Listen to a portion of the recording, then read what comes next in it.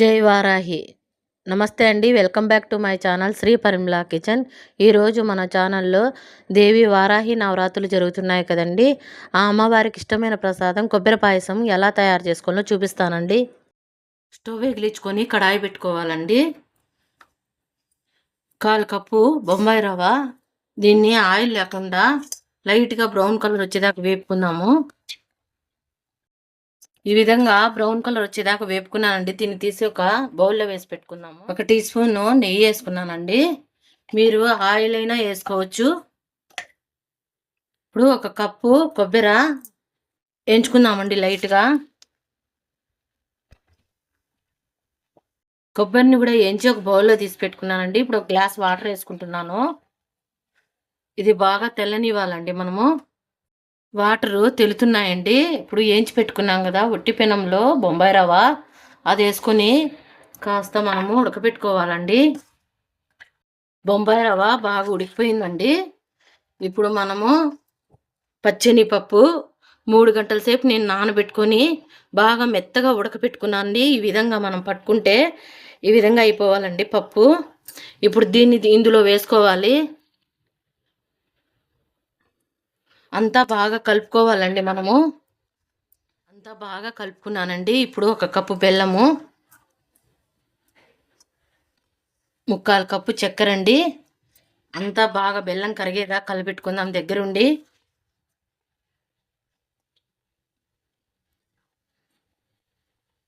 బెల్లం అంతా బాగా కరిగిపోయిందండి. ఈ విధంగా ఉడుకుతుంది.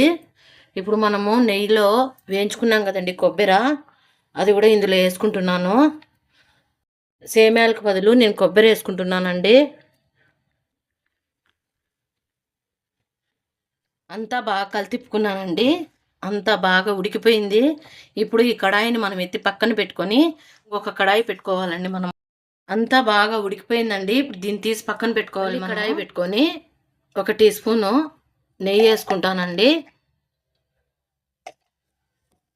నెయ్యి హీట్ ఎక్కిన తర్వాత కొద్దిగా జీడిపప్పు, కొద్దిగా కొబ్బరి అండి కట్ చేసి పెట్టుకున్నాను. పచ్చి కొబ్బరి, ఎండు కొబ్బరి అయినా పర్వాలేదు. కొద్దిగా గసాలండి, 1 పెద్ద టేబుల్ స్పూన్ గసాలండి. ఇవి కూడా వేయించుకోవాలి. లో ఫ్లేమ్లో గసాలు, పచ్చి కొబ్బరి, జీడిపప్పు అన్నీ వేయించుకున్నానండి. ఇప్పుడు కొద్దిగా యాలక్ పొడి వేస్తున్నాను. ఇప్పుడు మనము తయారు చేసి పెట్టుకున్నాం కదండి కొబ్బరి పాయసము, అది అందులో కడాయిలో వేసుకోవాలి.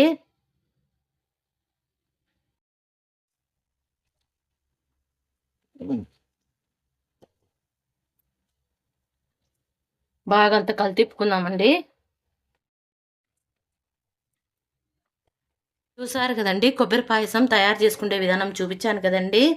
చాలా చాలా బాగుంటుందండి. నేనైతే పాలు వేసుకోనండి. మీకు ఒకవేళ ప్రసాదం చేసినా మిగిలినా కూడా చెడిపోదండి పాలు వేయకుంటే. లేదంటే పాలు వేస్తే చెడిపోతుందని నేను పాలు వేయనండి. అంతే అండి, ఎంతో సింపుల్ అండి. వారాహి అమ్మవారికి కొబ్బరి పాయసము ఎలా తయారు చేసుకునే చూపించానండి. మామూలు రోజుల్లో శుక్రవారం, మంగళవారం కూడా మనము ప్రత్యేకంగా అమ్మవారికి మనము కొలుచుకుంటాం కదండి. అప్పుడు కూడా మనం ఈ నైవేద్యం చేసి పెట్టుకుంటే చాలా బాగుంటుందండి. ఇది కనుక మీకు నచ్చినట్లయితే లైక్ చేయండి, షేర్ చేయండి, సబ్స్క్రైబ్ చేయండి. ఒకసారి మీరు కూడా ట్రై చేసి ఎలా ఉందో కామెంట్ పెట్టండి మాకు. Thanks for watching. Bye bye.